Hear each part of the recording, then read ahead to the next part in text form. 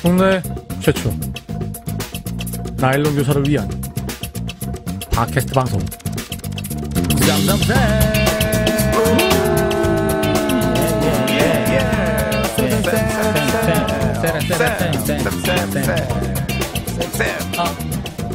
보다는 스승스 스승의 날이 지나고 첫 방송입니다. 어떻게 다들 현장에 안 계시기 때문에 우리 좋은 쌤, 나쁜 쌤 같은 경우에는 뭐 애들한테 편지, 꽃, 이런 거 구경도 못하지 않으셨을까 싶은데요. 어떠세요? 아닙니다. 저는 지금 떠난 지 2년 차 아닙니까? 근데 그렇죠? 2년 전에 제자가 전화 왔어요. 오라고. 그래서 학교에 가서. 학교로 오라고? 네, 제가 근무하는 중이 섬이잖아요. 영종도잖아요. 애들이 나오기가 힘들어요. 그러니까 그렇죠. 선생님이 들어가야 돼. 네, 그래서 들어갔더니 중2가 됐더라고요. 그렇죠. 그래서 걔들이 그런 거 있잖아요. 제일 흔한 거, 비타오백 딱 들고, 그 다음에 롤링페이퍼 딱 들고, 한 15명이 기다리고 있더라고요. 그래서, 되게 뿌듯함은 잠시, 뭔가를 사주고 나니까, 네, 살짝 기쁘고, 한 5분 기쁘고, 털리셨군요. 한 10만원 쓰고, 이렇게 돌아왔습니다. 그래도 애들이 본다는 게 어때고. 기억해준다는 게 그렇죠. 감사합니다. 참 좋겠다. 야. 우리 나쁜 쌤은 워낙 평상시에 나쁘셔가지고 편지 한 통 못 받으셨을 것 같은데. 아이고 그래도 네네네. 내가 이제 요즘에 교육청에 출근하잖아. 네. 아침에 딱 왔는데 네. 편지가 한 통이 올라와 있는 거야. 진짜 제가 이제 작년에 담임했던. 네. 그런데 좀 말수도 그렇게 많지 않았던 우리 여학생이 선생님 보고 싶다라고 또 이렇게 편지를 써주신. 이게 손편지로 온 건가요? 그렇지. 손편지. 선생님하고 있었을 때가 정말 좋았다고.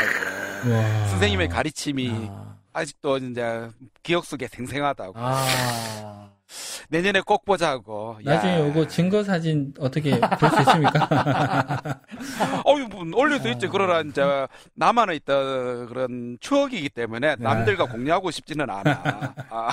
알겠습니다. 할 수는 있지. 저는 이렇게 지금 이렇게 보시는 것처럼 제가 가지고 왔어요. 오늘 녹음 장소에. 여기 보시면 이런 것들.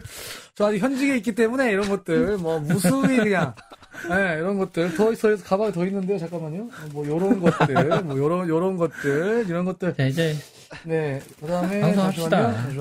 잠깐만. 그다음에 이렇게 손으로 직접 만든 쿠키, 요런 것들 가지고. 안 보인다고 막 거짓말하지 마. 지금 나 보여줬잖아. 보여줬잖아. 이거 안 보여 이게?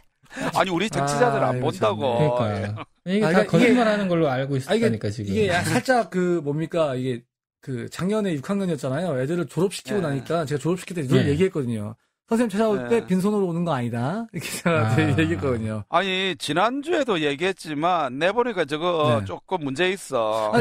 우리 학생들한테. 그거는 김영란법하고 상관없잖아. 그거는. 김영란법하고 상관없잖아. 법하고 상관없더라도 아들한테 그렇게 강요를 하면 안 되지. 아들이 진심을 다해가지고 이렇게 올 수 있도록 만들어야지. 그렇네. 그건 교사로서 별로다. 그다음에 더 좀 제일 뿌듯하고 기뻤던 건요. 제가 3월 달이었나요? 성찰일기, 초심. 성찰일기 속에서는 가명이었습니다만은, 성찰일기 속에 등장했던 그 제자가, 스승의 날에 저희 교실에 찾아왔어요. 선생님이 돼가지고. 현직 선생이 됐어? 지금 발령 대기 중이에요. 발령 대기 중이어서 기간제하고 계신데, 좀 찾아와가지고, 또, 이런저런 얘기 나누는데, 너무 참, 뿌듯하고 좋더라고요. 감사하고. 그건 약간 뿌듯한 것 같은데. 나머지는 강요해서 받은 거니까 어쨌든 좋습니다. 하여튼간에 우리 선생님들 스승의 날 어찌 보내셨는지 좀 나중에 댓글로도 좀 남겨주시고 하면 좋지 않을까 이런 생각이 드네요. 한편으로 좀 서글픈 것도 있더라고요. 보니까 몇몇 뉴스나 SNS에 보니까, 케이크에 촛불은 끌 수 있대, 케이크를 먹으면 김영란법에 걸린다든지. 그거 봤습니다. 그 다음에 또, 오히려 이 기간에 더 청탁, 청렴 이런 거를 이제 강조하는 교육청이 있다라든지, 이렇게 하면서 굉장히 좀 우리의 자존심을 긁으면서 좀 빈정상하게 하는, 그리고 또 꼭 요 시즌에 맞춰가지고 이제 민원 제기하고, 그 다음에 우리 또 여교사들한테 말이죠. 이상한 얘기하고, 뭐 이런 일들이 뉴스상에 보니까 있어서 굉장히 좀 서글프다. 좀 속상하다. 좀 이런 마음도 있는데요. 혹시 청취자분들 중에 그런 분 계시다면은 이 방송 들으시면서 좀 털고 일어나셨으면 좋겠습니다. 네. 누가 뭐래도 학부모나 애들은 뭐라 그럴지 모르지만 선생님은 이 시대의 진정한 스승이십니다. 예. 좋다. 이상한 쌤 이상한 멘트 안 하고 지금 되게 좋은 멘트 하시네. 네. 콘티를 잘 써주셔가지고 콘티를 잘 써주셔가지고 제가 해야 되는데. 네, 콘티를 잘 써주셔가지고 네. 알겠습니다. 오늘 정책 방송이죠? 예. 네. 또 익숙한 분 한 분 모실 것 같은데요. 저희 중간 시간을 듣고 한번 또 모시고 지난번에 핫했던 주제에 이어서 새로운 주제로 한번 이야기 나눠보도록 하겠습니다.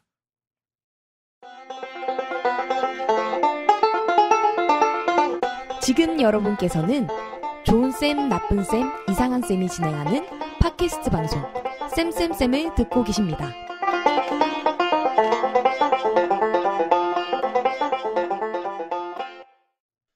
자, 오늘은 2019년 두 번째 정책 방송입니다. 지난번에 방송했던 게르기 된 청소년단체 방송이 굉장히 관심이 뜨거웠어요. 댓글도 많이 달렸죠. 그렇죠. 네. 그리고 그 방송 때 이미 한 달 뒤에 저희가 더 뜨거운 주제를 가지고 이야기 나누겠다라고 예고 드렸습니다. 예, 그래서 다시 모셨습니다. 쌤 제4회 쌤 김영식 선생님 모셨습니다. 반갑습니다. 예, 반갑습니다. 반갑습니다. TV면 TV, 라디오면 라디오. 방송이 즐거운 남자, 좋은 교사운동 공동대표 김영식입니다. 반갑습니다. 진짜 멘트까지 준비했어, 멘트까지.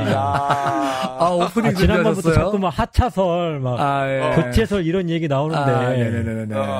정말 애청자들 겁나지 않으세요? 청취율이 높다라는 건 그만큼 나를 기다리는 분이 있다라는 증거 아니겠습니까? 아이고, 참. 네네네. 아이고, 좋습니다. 그런데 중요한 거는 뭐 영식쌤이 나와서 잘 됐다기보다는 우리가 주제를 잘 잡아서 우리 영식쌤이 뜨는 거 아닌가. 나는 그렇게 생각하거든. 애청자들은 내가 생각할 때는 우리 쌤의 어떤 주제를 좋아하는 거지 영식쌤을 좋아하는 것은 아니지 않을까. 내 개인적인 생각을 전합니다. 그렇죠. 쌤이 약간 이슈 메이커 하는 거 아닙니까? 이슈 메이커. 그렇지. 딱 이슈를 잘 잡기 때문에. 그리고 저희는 뭐 여론, 막 청취율 이런 거 좌우되고 이런 방송 아니지 않습니까? 저희는 교체하고 싶으면 언제든지 교체하지 않습니까?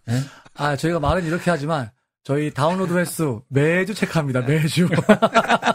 오늘 몇 명이나 다운로드 했나 매주 체크하고 있습니다. 네.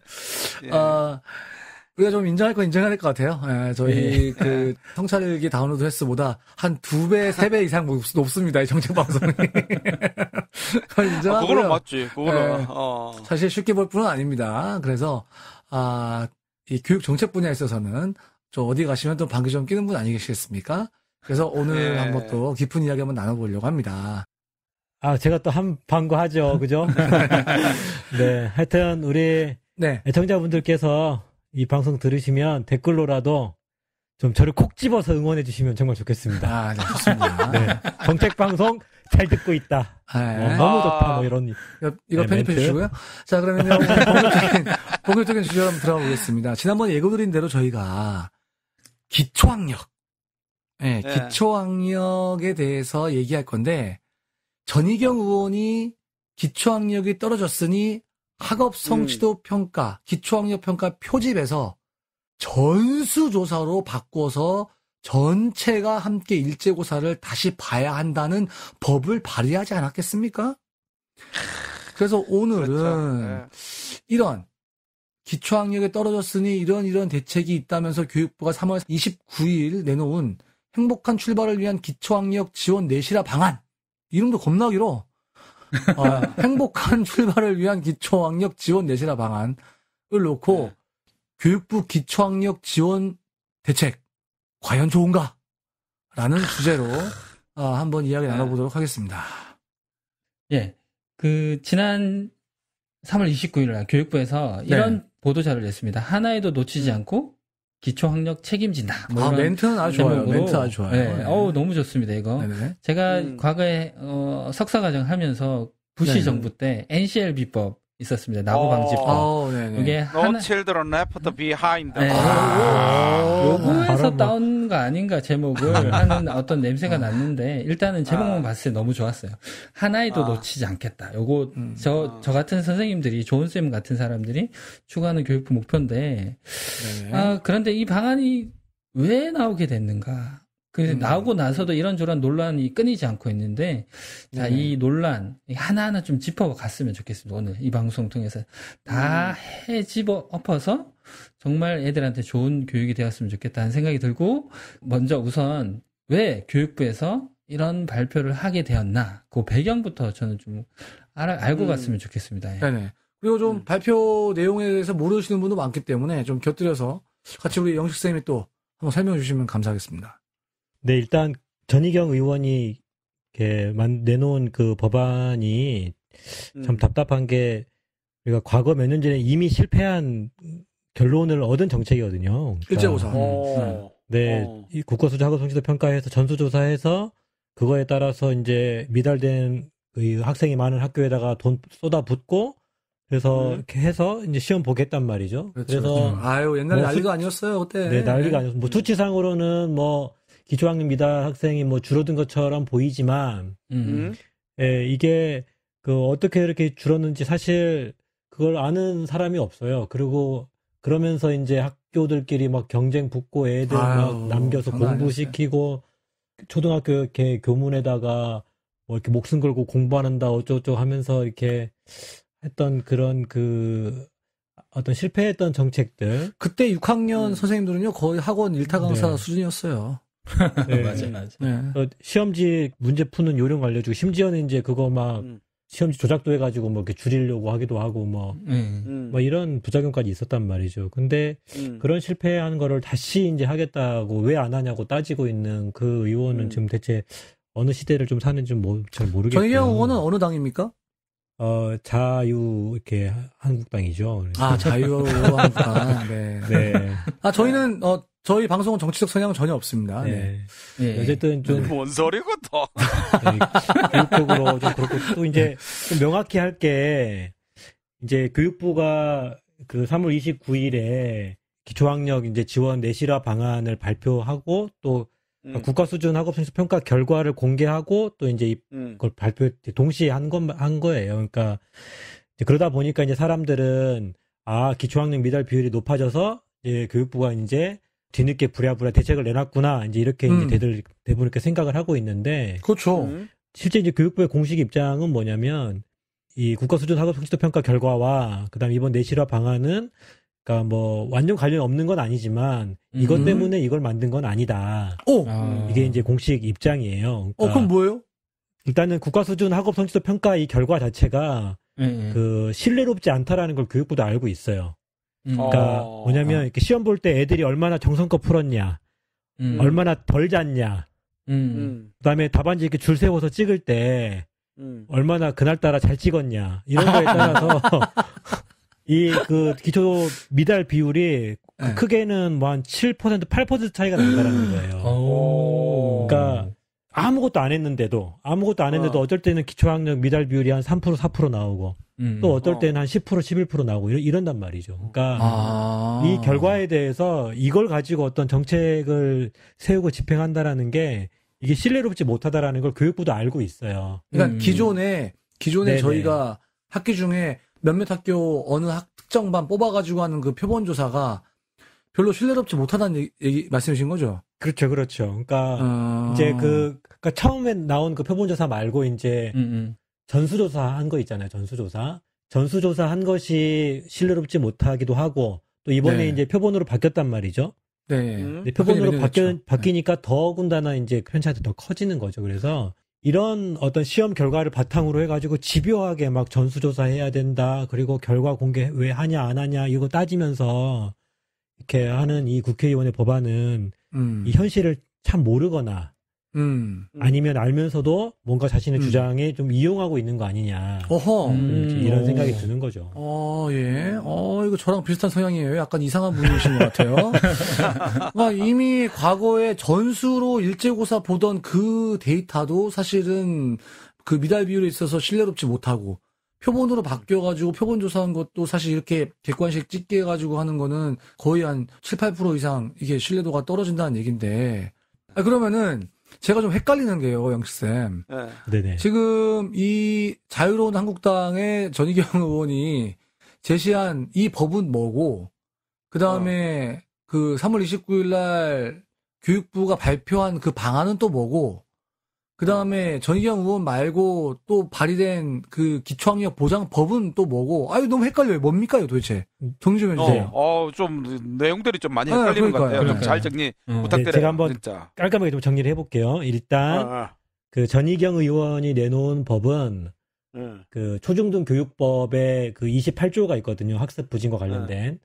네. 그 법의 내용을 좀 바꿔서, 국가수준 학업 성취도 평가 전수조사를 의무화시키고 그거를 결과를 공개를 의무화시키는 법으로 내놓은 거고요. 초중등 교육법을 뜯어고치겠다. 그렇죠. 야, 세다. 야. 그리고 지금 얘기하고 있는 기초학력 보장법은 교육부가 만든 그 발의한 법이 아니고 네. 국회의원들 중에 이제 교육위 의원들이 기초학력 지원을 강화해야 된다는 취지에서 기초학력 보장 법안을 발의를 한 거죠. 의원 발의 법안입니다. 전희경 의원이랑 별개로? 네, 별개로. 네, 특별법을 만들려고 하는 거고요. 왜 그러지? 네, 그리고 이제 교육부가 3월 29일에는 발표한 거는 이제 기초학력 지원 내실화 방안 이제 이렇게 발표를 한 거죠. 네, 그래서 그거 세 가지를 좀 구별하시면 좋을 것 같고요. 어쨌든지 간에 전희경 의원 쪽이나 다른 의원들이나 교육부나 다 뭔가 기초학력을 뭔가 이렇게 좀 해야 된다는 그런 생각들이 다 있으신 거네요, 그쪽 분들은. 네네, 그런 거죠. 야, 그래도 이 부분에 대해서는 정부나 뭐 국회의원이 있고 다 뜻이 똑같아서 좋네, 이거는. 아니, 기초학력에 관심을 갖는다라는 건 의미 있는 일인 거죠. 그렇네요. 네네. 근데 이제 그 교육부가 이거 이제 이 내실화 방안을 발표한 거가 이제 처음에 말씀드린 대로 기초학력 미달 비율이 높은 거에 대한 대책으로 준비한 게 아니라 원래 작년부터 정말 기초학력 지원이 필요한 학생들을 좀 제대로 지원할 방법을 좀 이렇게 준비를 해왔어요. 준비를 해왔고 그래서 굉장히 이제 오랜 시간 논의하면서 이제 만들어 놓은 거라고 좀 얘기를 하고 있고요. 근데 이제 작년에 국가수준 학업 성취도 평가 표본 조사를 했거든요. 네. 그렇게 해가지고 이제 결과가 나왔는데 교육부가 그 결과를 공개를 안 하고 있었어요. 그러니까 이제 하려고 했는데 뭔가 어디서 이제 뭐 하지 마라 뭐 이런 좀 압력도 좀 있었던 것 같고 또 아무튼 어쨌든 무슨 이유인지 정확히는 모르겠지만 어쨌든 미뤄진 거예요. 이 여론 이렇게 상황 봐가면서 좀 하려고 미루다가 언론이라든가 야당 쪽에서 왜 이제 공개 안 하냐 이걸 막 자꾸 체근을 하니까 이제 발표를 하게 된 거죠. 근데 발표했는데 이제 기초학력 미달 비율이 이제 어쨌든 이전보다 높아졌고 결과적으로. 그렇죠. 근데 그러면 대책은 없냐 이제 또 하긴 또 물어볼 거 아니에요. 그렇겠죠. 그래서 미리 만들어 놓았던 이 기초학력 지원 내실화 방안을 같이 발표한 거죠. 그러다 보니까 당연히 사람들은 이 기초학력 미달 비율 높아진 거와에 대한 대책으로 교육부가 이걸 내놨구나. 이렇게 그렇죠. 이제 당연히 연계를 시키게 됐고요. 그러다 보니까 이걸로 미달 비율 정말 줄일 수 있냐 이제 이런 질문부터 해가지고 그다음에 또 그 멘트들을 보면 또 막 전수조사 막 이런 말이 나오니까 그렇죠. 또 과거에 또 일제고사 다시 부활시키는 거냐 이제 이런 말까지 막 나오게 된 거죠. 아니 그러면 지금 완전히 교육부가 핀트를 잘못 맞춘 거 아닌가 이런 생각이 드는데 맞아요. 뭐 교육부 나름대로 또 관심이 있어가지고 뭐 기초학력 미달 되는 학생들 구하려고 했다가 뭐 전희경 의원 이번에 뭐 초중등급 바꾸는 이런 거 나오는 바람에 그쵸. 완전히 뭐 이상하게 좀 변질되는 그런 형식으로 가고 있는데 맞아요. 이거 좀 문제가 있는 거 아닌가요? 아니 나도요 그 일제고사 보는 거를 교육부가 하자고 한 줄 알았다니까 그때 동시에 이 얘기가 나와버려가지고 어쨌든 교육부가 기초학력 미달 결과 이제 미도달 학생들이 늘어났다는 거 보고 전희경 의원이 잽싸게 전수조사 의무화시키려고 했던 건데 지금 일단 반대하는 여론도 높고 해서 지금 이제 국회에서 일단 그냥 발의된 상태로만 지금 있는 상태예요. 그래서 사실 좀 잘 주시해보긴 해야 되는데 지금으로서는 일단 크게 신경 쓰지 않아도 되지 않을까 이제 그렇게 생각하는 거죠. 별로 영향력은 없군요. 다행입니다. 통과될 가능성이 굉장히 낮다는 거죠. 일단 그렇죠. 천만다행입니다. 나중에 그 영식쌤이 분명히 그렇게 말했는데도 통과가 되면 영식쌤이 책임 다 져야 됩니다. 내년 통선에서 자유한국당 의석수가 늘어나가지고 과반수 이상 되면 통과될 수 있죠. 그럴 수도 있겠네요. 지금 영식 선생의 발언은 저희 방송과는 무관합니다. 네, 저희는.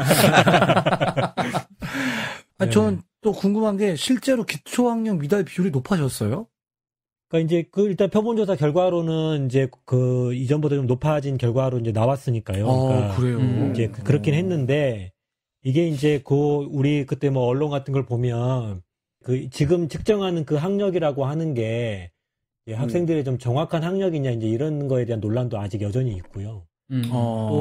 또 학업 성취도 평가하면서 항상 행복도 조사하거든요. 그러니까 다니고 있는 학교에 만족하냐, 그 학교 다니는 게 즐겁냐 이제 이런 걸 물어보면 이제 과거보다 이 행복도도 더 지금 증가하고 있는 모습도 보이고요. 근데 이런 거는 이제 기초학력 그러니까 학업 성취도 평가 결과에는 발표될 때는 이런 것들은 발표하지 않고 있거든요. 그러니까 지금 사회적으로 그냥 아주 첨예한 관심되는 부분만 좀 이렇게 좀 사람들이 주목하는 좀 경향들이 좀 있어서 그렇겠죠. 좀 이렇게 초점이 좀 흐려지는 거죠.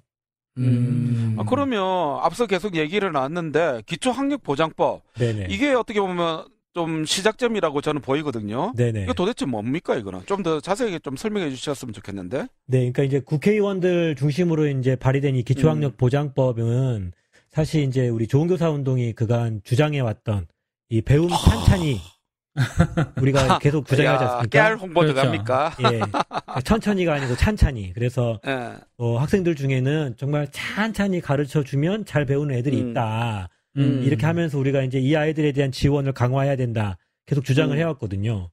그러니까 이제 요게 이제 기초학력 보장법 발의에 좀 한몫했다 이제 이렇게 생각을 해요. 요거는 그 전희경 의원이 얘기한 일제고사 보자 그거랑 다른 거죠? 그거랑 관련 없는 거죠. 그거는 그냥 그쪽 사람들이 계속 요거에만 계속 꽂혀가지고 그 과거에 좀 계속 지금 이렇게 살고 있는 거고요. 요 기초학력 보장법은 다른 의원이 발의한 거죠? 예, 그렇죠. 이제 누가 발의했습니까? 최근에 이제 가장 최근에 발의한 분이 이제 박경미 의원이 발의한 법이거든요. 그러니까 네. 그래서 저희가 이제 4, 5년 전부터 우리가 배움 찬찬히를 위해서 이제 읽기 교육 프로그램 만들어가지고 보급해 왔었고요.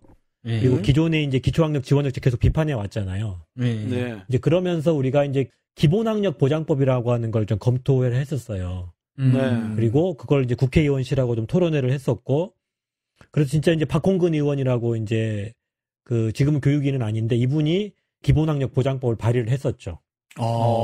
근데 이제 이 법이 검토 단계에서 기본학력이 대체 뭐냐 이것부터 해서 논의에서부터 좀 막혔었습니다. 그러니까 기본학력이란 게 뭐 쉬운 얘기 아닙니까 이거?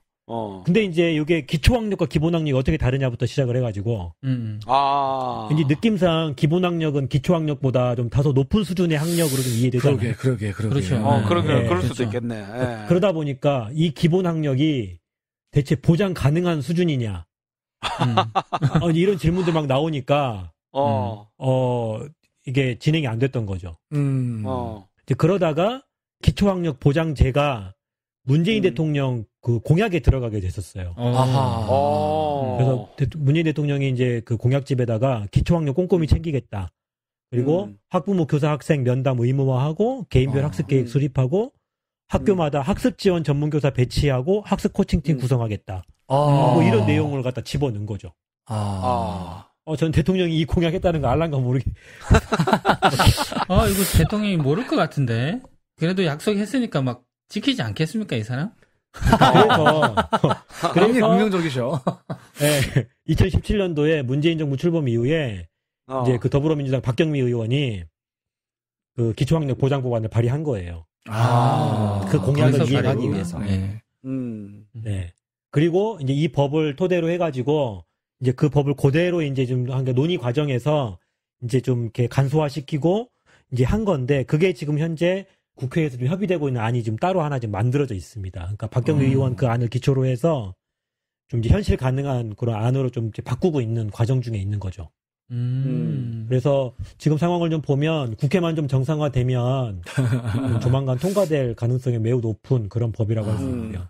그리고 교육부는 요거 대비해가지고 지금 시행령까지 지금 준비하고 있는 좀 그런 상황입니다. 요것도 같이 패스트 트랙에 태워가지고, 이렇게 하면 좋을 것 같네요. 네.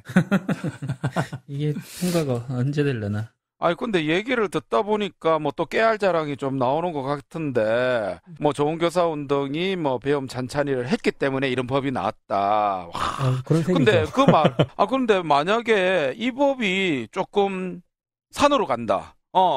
그래 되면 뭐 좋은 교사 운동이 이거 책임져야 되는 부분이 아닌가. 특히나 김영식 대표가 좀 책임을 져야 되지 않을까나 이런 생각도 들거든요. 또 너무한 거 아닙니까? 책임지라니 그런 거. 근데 하여튼간에 중요한 거는 제가 조금 서치를 해보니까 이 법을 만드는 것 자체에 대해서도 조금 반대하는 그런 사람들도 있긴 있더라고요. 그래서 뭐 기초학력 보장법을 만들면 또 다른 또 사업으로 연계되지 않을까. 그래서 결국은 사람들을 힘들게 만드는, 예를 들어서 뭐 초중등 교육법이 28조에 이미 학습 부진화 등에 대한 대책을 마련하라고 되어 있는데 요것 말고 또 다른 법이 들어오면 와, 선생님들 이거 다 해내려면 또 진짜 허리 뿔라지는 거 아닌가. 나는 그런 생각이 들거든요. 예. 그래서 저도 사실은 지금 이거 얘기하면서 좀 이렇게 걱정도 되고 부담이 굉장히 커요. 그러니까 일단은 그 법을 만들고 이제 하는 그 과정에서, 그러니까 학교가 이 일을 잘할 수 있도록 어떻게 시스템을 잘 만들어줄 거냐, 여기에 좀 집중을 해야지, 또 과거처럼 계획서 내라, 뭐 보고해라, 좀 이제 이런 식으로 흘러가지 않도록 좀 이제 좀 조심해야 될 것 같긴 하고요. 근데 이제 학교 안에서 우리가 이렇게 기초학력 달성하지 못하는 애들을 보면 진짜 노답일 때가 많거든요. 그렇죠. 그러니까 일반적으로 이제 보충 수업 이렇게 체크가지고 되는 일이 아니라는 거예요. 그러니까 게다가 이렇게 아픈 사람들은 아프면 알아가지고 병원 가가지고 나 어디 아프다 하고 진단 받잖아요. 그렇죠. 근데 이 아이들은 자기가 왜 공부가 안 되는지, 자기한테 대체 무슨 문제가 있는지. 안 아픈 척 해, 안 아픈 척. 안 아픈 척도 하고 문제가 있는지 없는지조차도 잘 몰라요. 그렇지. 그러니까 얘네들이 선생님을 찾아오는 일이 없기 때문에 제가 봤을 때는 교육계가 이 얘네들을 찾기 위해서 눈에 불을 켜고 찾아야 겨우 찾을 수 있는 그런 상황인 거예요. 근데 그걸 지금 우리 학교가 할 수 있냐라고 하는 거죠. 그러니까 하고 싶어도 되게 하기 어려운 조건들이 많고요. 게다가 결정적으로 학부모의 동의가 없으면 아무것도 못해요. 그렇죠. 그러니까 맨날 책임만 요구하고 니네 뭐 왜 이렇게 기초학력 미달비율이 높냐 어쩌냐 이렇게 말을 하는데 정작 쟤한테 뭐가 좀 약간 이상한 기운이 느껴져. 그래서 그 애를 좀 얘가 왜 읽지 못하고 계산을 못하는지를 궁금한데 그러려면 뭔가 이런저런 좀 검사들이 필요하거든요. 그렇죠. 근데 사실은 학부모 동의 없이 아무것도 못하고 괜히 얘는 기초학력 미달입니다라고 말해주면 막 전화 와가지고 왜 우리 애를 이상하게 만드냐, 왜 기죽이냐 그렇죠. 이런 전화를 하고 있단 말이죠. 선생님 항상 아이들을 긍정적으로 봐주셨으면 좋겠어요. 뭐 이런 그렇죠. 이런 멘트 오죠. 네.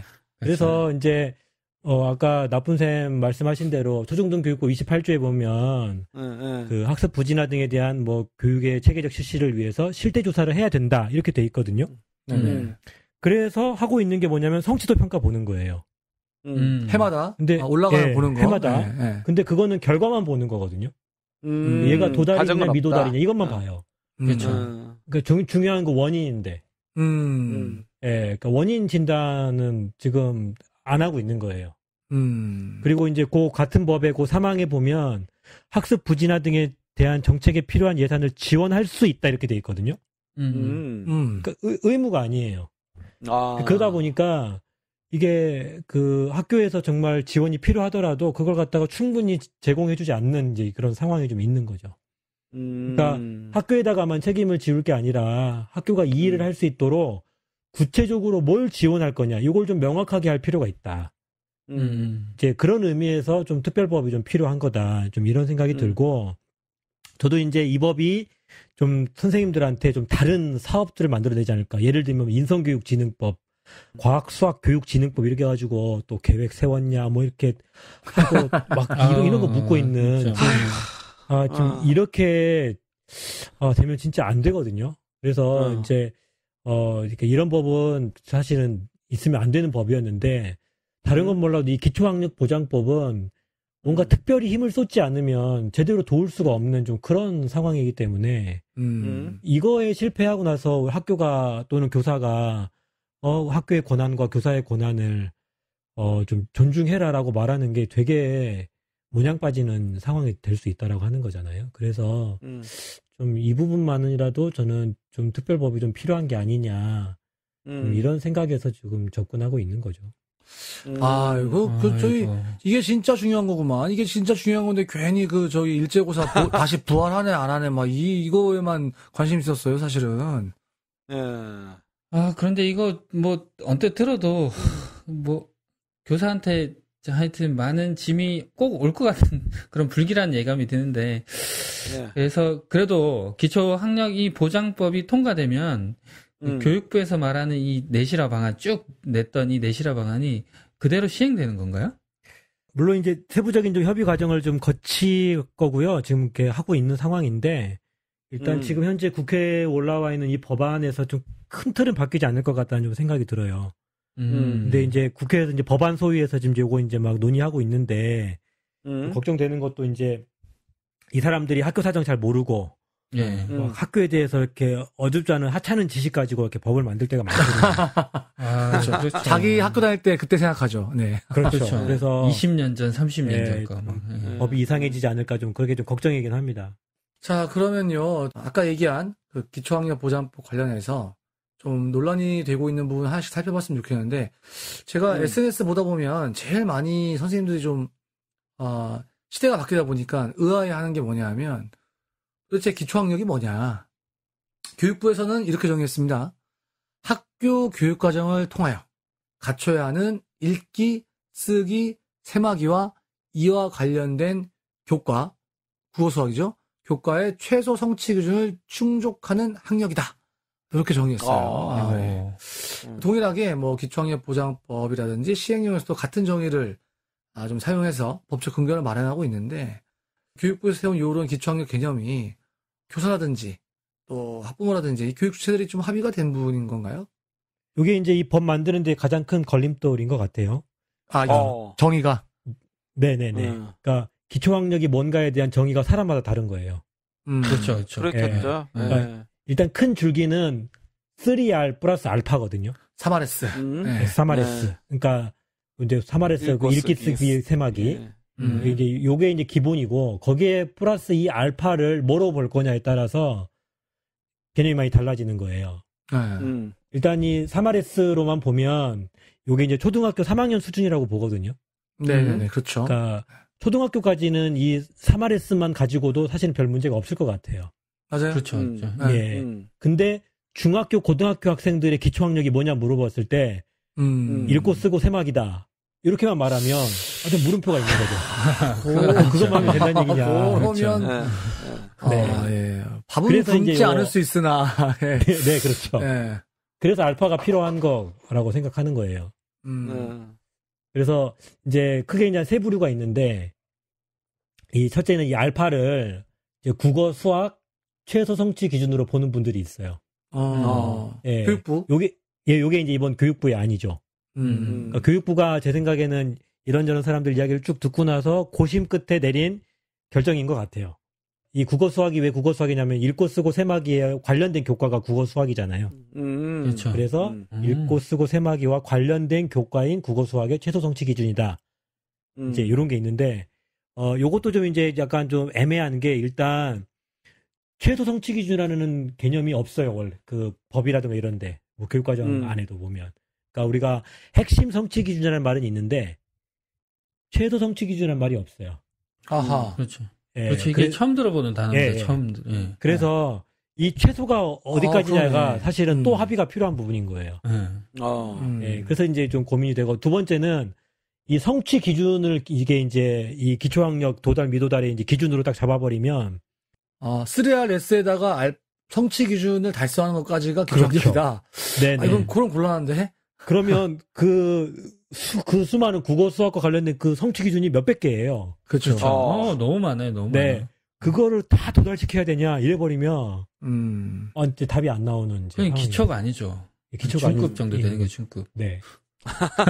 하여튼 그 3RS 플러스 알파에 대해서 이제 국어 수학 최소 성취 기준에 이렇게 보는 분들이 있고, 두 번째는 요 알파를 교과 성취 기준으로 보는 분들이 있어요.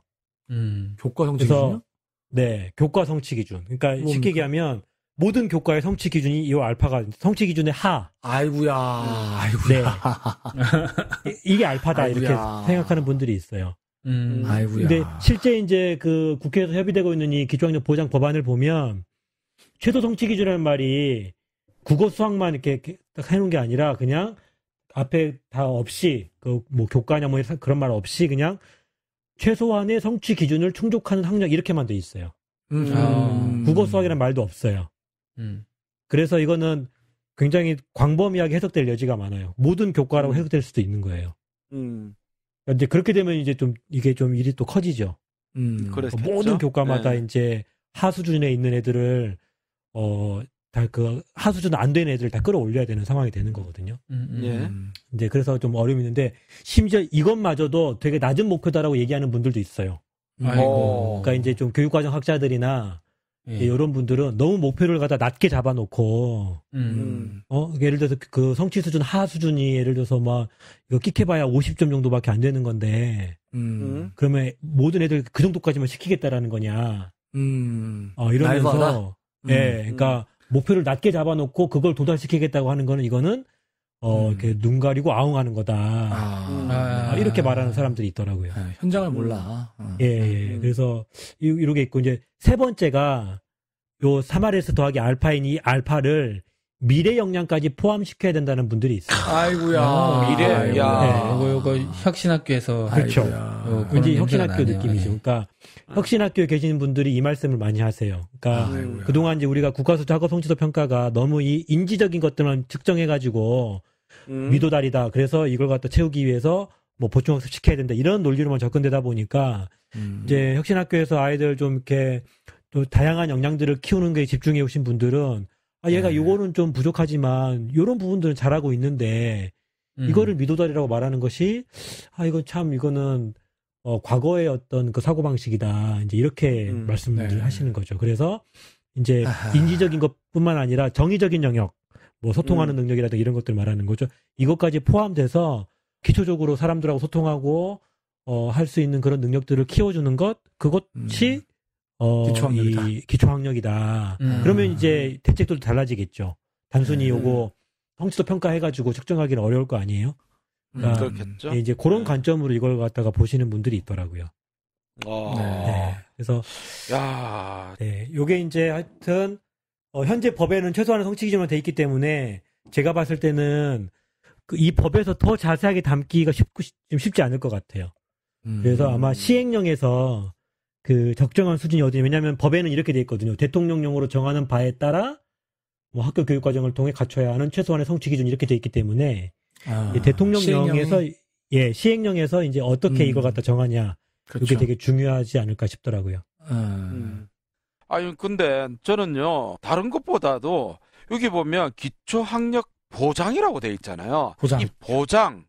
이 보장이 조금 마음에 걸리는데 솔직히 이 보장이라는 게 실현 가능한 단어가 맞는가 이런 생각이 들거든요. 내가 보장할게. 내가 보장할게. 기초학력. 뭐 내가 보장하지. 네가 언제 보장하는데? 무슨 투자도 안 주식 투자도 안 하고 뭐야 이게. 내가 보장한다니까 내가 나만 믿어. 이 느낌이야 지금. 그러니까 이제 이게 어때요? 그 권리 보장 차원에서 지금 접근되는 건데 우리가 그 헌법에 보면 모든 국민들이 이렇게 교육받을 권리가 있다라고 돼 있잖아요. 그러니까 근데 이제 사실 이 아이들은 지금 그 권리를 보장받지 못하고 있다 이렇게 보는 거거든요. 그런 의미에서 이제 이 말이 나온 건데 솔직히 기초학력 보장도 사실은 실현하기 굉장히 어려운 목표죠. 이거 어찌 실현? 이거 선거하면 이 말 많이 쓰는데 기초학력 미달 제로. 이거 완전 거짓말이고 폭력적인 목표거든요. 그러니까 그렇겠지. 네, 애들 제로인 중에 걸로 치죠 보통. 네. 그거 만들려고. 그래서 중요한 건 이제 기초학력 보장이라는 게 이제 결과의 보장을 목표로 하긴 하지만 이게 안 될 수도 있다라는 걸 가정하는 거거든요. 다만 우리가 이제 생각하는 뭐냐면 최소한의 어떤 기회의 보장도 안 되고 있다라는 거예요. 그래서 그 보장의 의미를 기회의 보장으로 보자라는 거죠. 그러니까 학습자의 특성을 찾아내서 그에 맞는 학습 지원의 기회를 보장하자. 지원 받을 기회를 보장하자. 이게 목표라는 거죠. 지금 현재 법 자체는 그러니까 이제 그걸 좀 담아내려고 하는 건데 이 법이 이제 좀 그런 개념으로 사실 가고 있지는 않아서 이제 그 시행령에다가 이제 이걸 어떻게 구성할 거냐가 좀 되게 중요한 부분이긴 한데 현재로서는 좀 저희들은 지금 그걸 주장을 하고 있습니다. 그러니까는 기회와 과정. 이게 김영식 대표님이 주장하시는 거죠 지금. 그렇죠, 이게 그렇죠. 담겨져 있다는 건 아니고. 네네.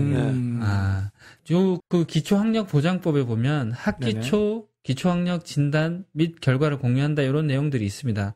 그래서 학교는 진단 결과를 보호자에게 통지하고 가정에서의 학습 생활 태도 등과 연계해서 학생별 학습을 지원한다 이런 내용이 있거든요. 지금도 하고 있죠. 이 부분에서 기초학력 미달 학생 대부분은 사실 가정 형편이 어렵고 그걸 뭐 이렇게 딱 통지해버리면 뭐 학원 다녀라, 학원 다녀서 너 해결해라, 뭐 이런 거밖에 안 들리거든요. 그렇죠. 이걸 법으로 강제한다는 게 이게 말이 되는가? 그러니까 사실 이 법에 이제 그 7조에 이제 관련된 내용이 있는데, 이게 이제 그 지금까지 해왔던 그 학업 성취도 평가를 통한 진단 방식, 그거에 준해서 지금 이 조항이 만들어진 거예요. 결과만 진단해가지고 미달이냐 아니냐 이건 판별하는 거죠. 그렇죠. 그리고 나서 학부모한테 뜩 통지하면 학부모 얼마나 짜증나겠어. 나보고 어쩌라는 거냐. 그렇죠. 그러니까 미달인데 이렇게 나오는 거거든요.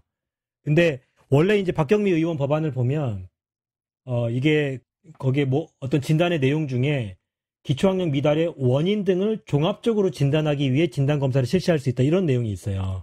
원래 박경미 의원 법안에 보면. 근데 이게 협의 과정에서 이게 빠진 거거든요. 아이고 저런. 네, 그래서 저희들도 요구하는 게 뭐냐면 도달 여부도 중요하지만 그 원인을 진단하기 위한 검사를 실수할 수 있다고 고쳐야 된다는 거죠.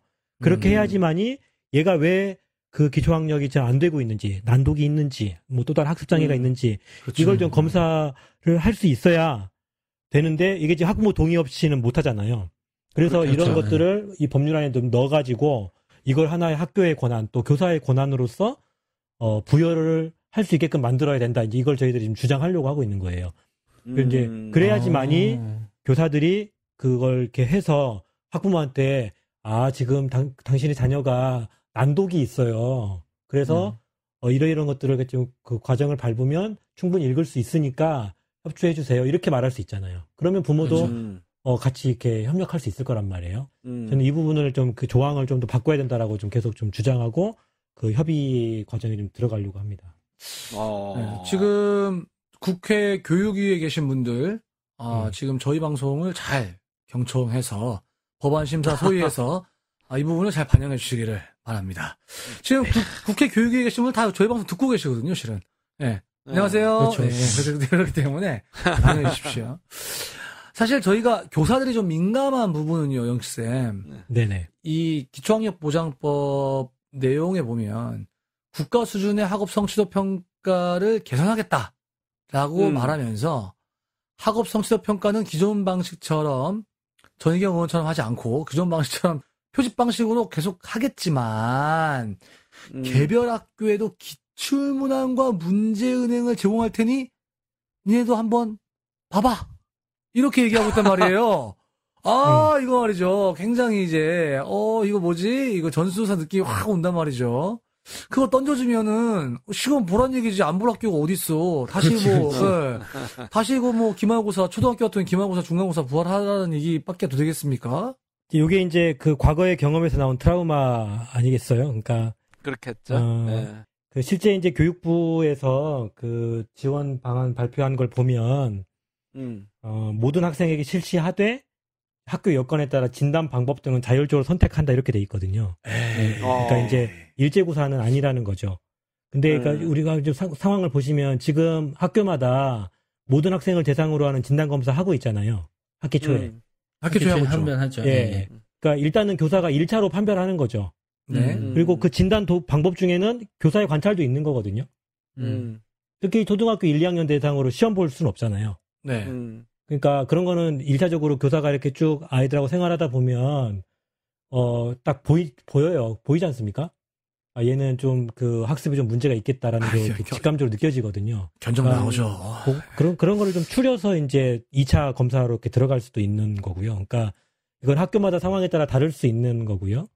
또 이제 그 교육부가 지금 이제 그 검사지 줬다라고 하는 게 그 진단 보정 시스템을 다 이제 시도마다 구축해 놓고 있거든요. 그래서 거기 들어가 보면 이제 진단지를 다 출력할 수 있게끔 해놨어요.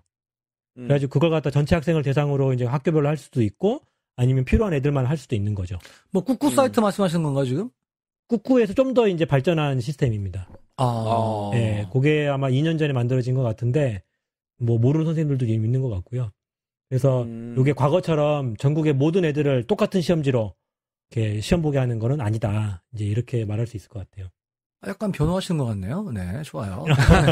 그리고 한 가지만 더 말씀드리면 저희도 이제 이 부분에 이제 염려하는 게 뭐였냐면 예를 들어서 이제 진단 그 보정지를 진단지 다운받아가지고 다 보게 하면 나중에 학교별로 이제 결과 보고하라고 해가지고 이걸 또 뭐 학교별로 이렇게 서열화시키고 뭐 결과 공개하고 막 이러면서 이렇게 잘못 활용하는 거 아니냐. 교장 선생님들 그런 거 굉장히 좋아하십니다. 예. 이제 이런 거 이제 문제 제기 좀 이렇게 선생님들이 좀 이렇게 했었었는데 교육부의 이야기로는 그 이게 과거 방식으로 좀 활용되지 않도록 그런 그 결과 처리 방식이라던가 통계 처리 방식을 좀 바꾸려고 하고 있다. 그러니까 국가수작업통지도표가 표본조사 하는 것도 좀 이렇게 그 통계 처리하는 방식, 그 결과를 서술하는 방식을 아예 그렇게 이용하지 못하도록 좀 이렇게 하려고 하고 있다. 이제 이렇게 얘기는 하더라고요. 그래서 과거와 같은 그런 일제고사 방식은 아닌 것 같다라는 느낌은 들더라고요. 예, 그러면 거기 또 그 내실화 방안을 보니까 기초학력 진단 보정 시스템을 활성화하겠다 이렇게 나와 있더라고요. 이 보정 시스템 아까 꾹꾹는 아니고 꾹꾹보다 더 이렇게 보정 시스템이 한 2년 전에 만들어졌다고 했는데 거기 내실화 방안 안에 보면 활용률이 통계로 나와 있던데 58.9% 이렇게 나와 있더라고요. 근데 사실 현장에서 진짜 이렇게 이만큼이나 활용하고 있나? 아까 이상한 쌤은 전혀 모르고 있는 것 같고. 그런데 활용률이 그리 높은지 그리고 보정 프로그램이 기초학력 미달 학생들한테 얼마나 실효성 있게 이렇게 검증이 가능한가? 가능한가요, 진짜? 저희도 이제 그 현재 나와 있는 그 진단 보정 프로그램에 이제 좀 문제를 좀 제기하고 있는 그런 상황인데요. 그러니까 이제 들어보면 일단 많이 사용하는 분들도 있는 것 같아요. 특히 이제 중고등학교 같은 경우에는 진단 보정 시스템 들어가가지고 이제 진단지 출력해서 진단하고 또 보정 학습지 주고 하는 게 좀 손쉽게 할 수 있거든요. 그래서 중고등학교 일부 선생님들은 좀 이렇게 쓰시는 것 같고 이제 초등 선생님들은 많이 안 쓰시는 것 같아요. 네. 왜냐하면 이게 쓰기가 되게 어려운데 이게 문제풀이식이거든요. 그래서 지금 현재 이게 되게 좀 약간 좀 첨단 시스템을 지향하는데 컴퓨터실 때 가가지고 시험 보게 하면 답안지를 자동 이렇게 채점이 되게 간편하고 결과도 이렇게 쉽게 딱 나와요. 그 틀린 문항에 따라 가지고 걔가 그 다음에 풀어야 할 문항들이 이렇게 다 선별이 돼요. 네, 그러다 보니까 근데 이제 문제는 초3 애들 데리고 컴퓨터실 딱 가면 로그인하고 비번 입력하고 하는데 선생님이 애들이 이거 안 돼요 하다 보면 시간이 훅 가버려요. 그래서 애들 종이에 풀게 한 다음에 선생님들이 다 입력합니다. 일일이 다. 그렇죠. 종이에 풀게 한 다음에 입력해야 되는데 이게 문항도 꽤 많고요. 보통 한 25번까지 있거든요. 20-30명 그 입력하려면 시간이 되게 많이 걸리는 거예요. 그러니까 그게 안 되니까 이제 막 수작업으로 하기도 하고 막 그러는데, 그러니까 이렇게 활용도가 떨어지는 거죠. 이 진단지 자체가. 그런 측면이 하나 있고, 그 다음에 이제 보정학습지도 보면, 이게 이제 미달인지 아닌지는 알았어.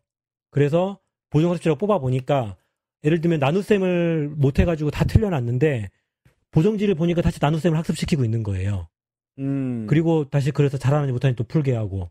근데 실제 얘가 나눗셈을 못하는 이유가 정말 나눗셈을 모르는지 아니면 곱셈을 모르는지 아니면 덧셈이 안 되는지 아니면 수를 모르는지 다양한 원인이 있는데 그냥 이 진단지 자체가 딱 그 1년 전 학습만 딱 평가하기 때문에 어디에서 그 학습 결손이 일어나는지를 갖다가 판별해 주지 않아요.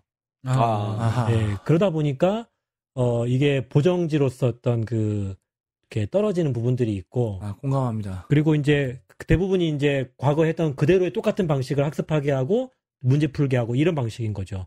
근데 과거에 나눗셈을 갖다 분명히 가르쳤거든요. 근데 안 된 거거든요. 근데 걔한테 똑같은 방식으로 또 나눗셈을 또 가르치고 있는 거예요. 그게 안 되고 있는데. 뭔가 얘한테는 다른 교사 학습 방법이 필요하다는 얘기거든요. 그러니까 그런 것까지 좀 이렇게 그 고려되지 못한 지금 진단보장 프로그램이기 때문에 이게 실제적으로 학생들한테 큰 효과를 거두기가 쉽지 않다라는 거죠. 그래서 요거에 대한 좀 획기적인 개선이 필요하고 이제 최근에 이런 그 정보 통신 기술 많이 발전했기 때문에 좀만 좀 고민하면 더 나은 프로그램 만들 수 있지 않을까 그렇게 좀 생각을 하는 거죠.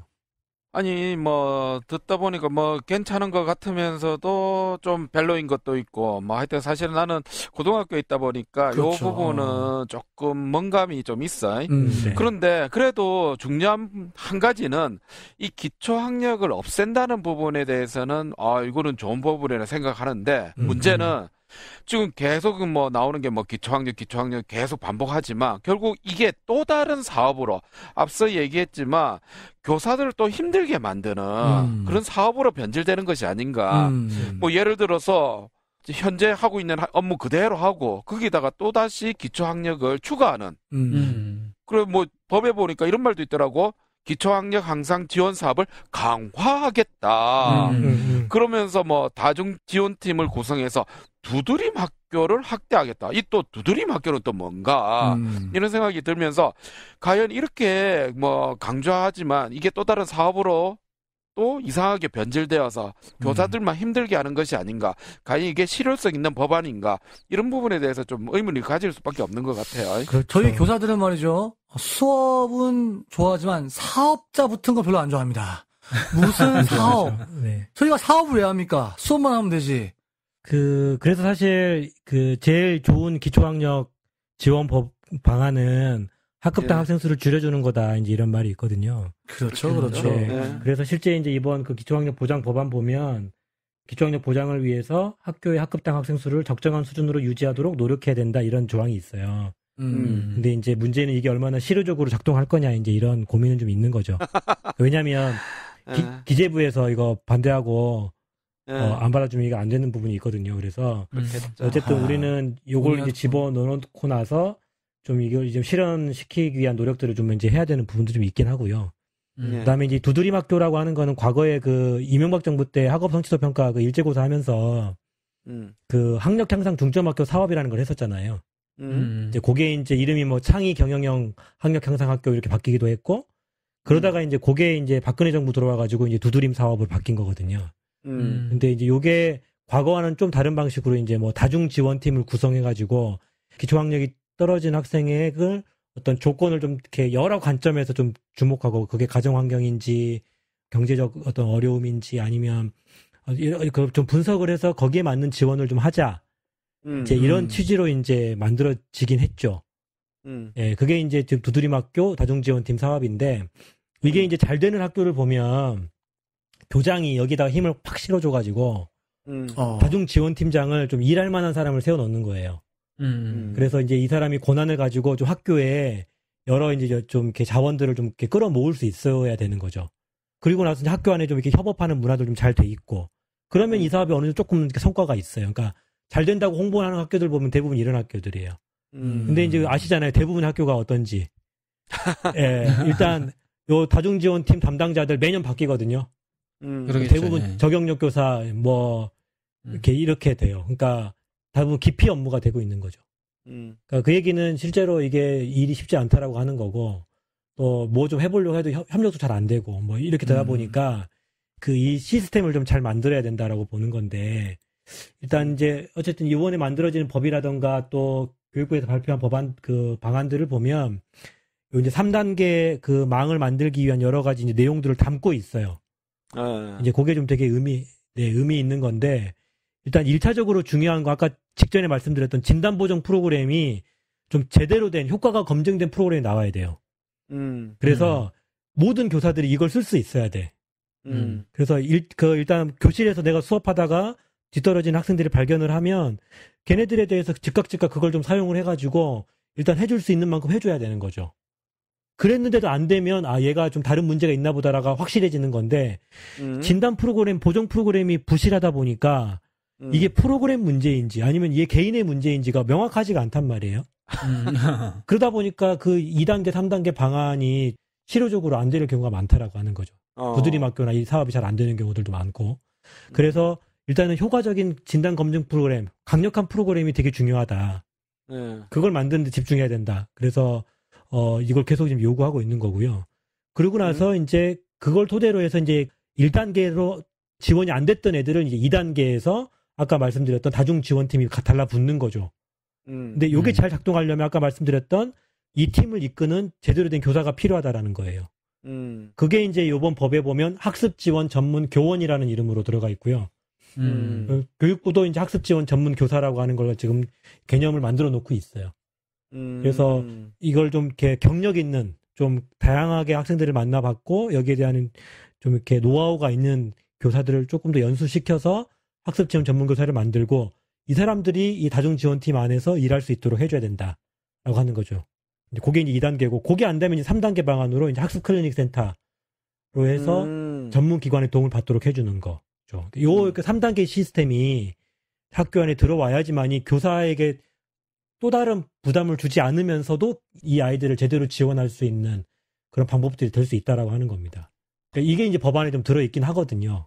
그래서 이걸 어떻게 운영하느냐에 따라서 좀 달라질 것 같고요. 뭐 어쨌든 이번 그 교육부가 발표한 방안들을 보면 이런 학습 클리닉 센터의 전문성을 높이기 위한 방안이라던가 또 뭐 다양한 그 학생들의 그 학습 장애 원인들이 있죠. 난독이니 경계성 장애니 이게 처음으로 교육부의 그 방안 속에 들어와 있어요. 이런 거에 대한 개념들이. 그래서 좀 더 진전된 방안이다. 이제 이런 평가는 좀 할 수는 있는 거죠. 네, 이거 말이죠. 이 얘기가 이거 뭐 끝이 없습니다. 사실 뭐 저희는, 막 일제고사 본다는 줄 알고 엄청 막 거부 반응, 막 알레르기 반응 그렇게 보였었는데, 나름 그래도, 조금 기초학력 보장법 관련해가지고 좀 고민한 흔적도 있고, 또 아마 지금 법안 심사 소위 하는데 아마 우리 방송 들으셨으니까 조금 더 발전된 방향으로다가 저희 의견 반영하셔가지고 저 법이 좀 잘 나오지 않을까 좀 이런 기대도 해봅니다.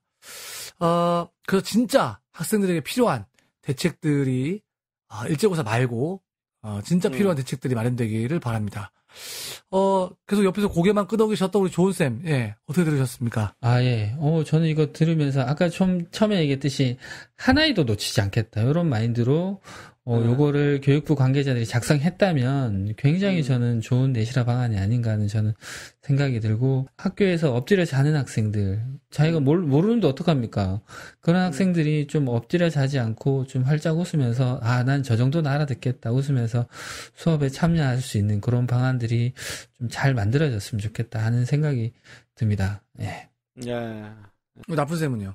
저는 들으면서 사실 저하고는 좀 거리가 좀 있더라고요. 그렇죠.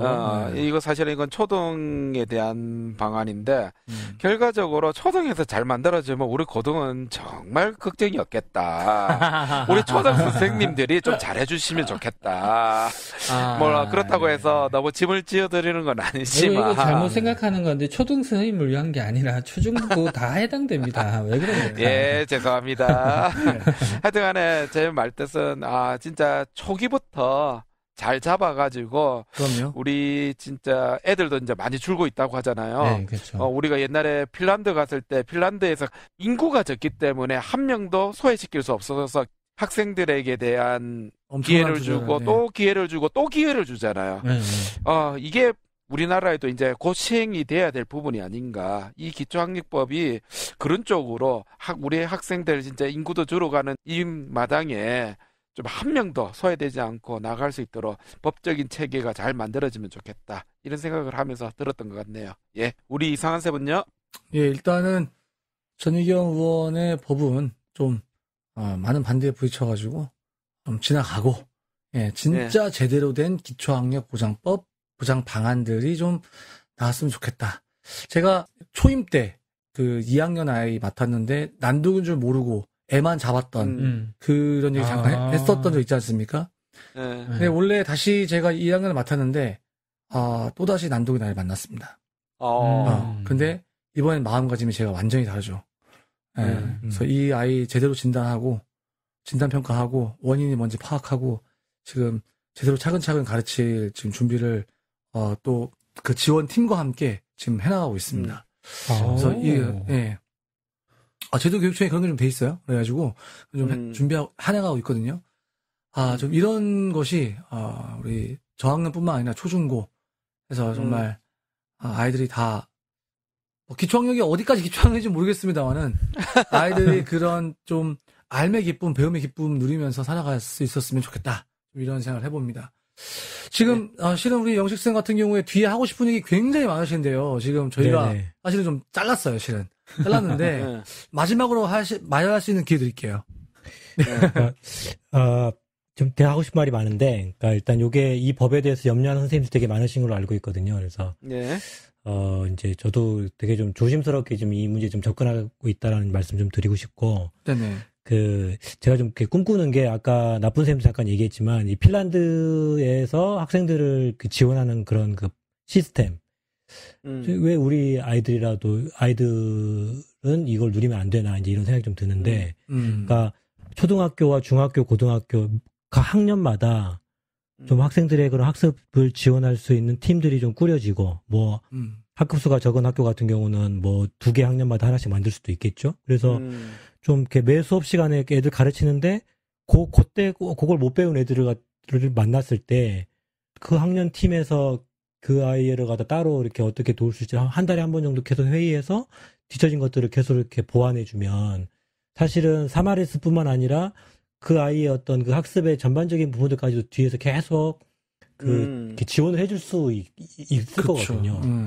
그러면 기초학력을 더 넘어서는 어떤 성취 수준까지도 우리가 다시 지원해줄 수 있을 텐데, 이거를 좀 더 이렇게 그 사람을 더 세우고, 또 학급의 그 아이들을 조금 더 줄이고, 그러면서 이걸 지원할 수 있는 어떤 시스템들을 잘 만들어주는 게, 이제는 좀 가능한 시대가 좀 되지 않았나. 거기 좀 있으면 이제 학생 더 줄 텐데, 그러니까 저는 여기에 좀만 더 힘을 모으면 좀 될 것 같다는 생각이 좀 들거든요. 그래서, 같이 좀 이렇게 힘을 모아주시면 좋겠다, 이런 말씀 좀 드리고 싶습니다. 그렇죠. 네. 네, 오늘은 2019년 정책방송 2번째 시간이었습니다. 사실은 저희가 일제고사 때문에 발끈해가지고 시작한 방송이었지만 결국에는 진짜 아이들의 기초학력을 책임진다. 하나도 놓치지 않고 하는 거기까지 좀 저희가 나아가서 생각해 볼 수 있는 그런 시간이 아니었나 싶습니다. 정말 한 아이도 기초학력이 부족한 채로 사회에 그냥 내던져지지 않는 그런 나라가, 그런 시대가 오기를 기대해 봅니다. 2019년에도 저희가 또 이런 교육계의 난제들 한번 고민해 보고 또 이 법안이 어떻게 흘러가는지 저희 놓치지 않고 끝까지 추적하고 두 눈 시퍼게 뜨고 저희가 또 찾아봐서 또 중요한 이슈가 있을 때마다 다시 또 알려드릴 수 있는 그런 방송이 될 수 있도록 노력하겠습니다. 지금까지 긴 이야기 나눠주신 우리 김영식 선생님, 정말 감사드리고요.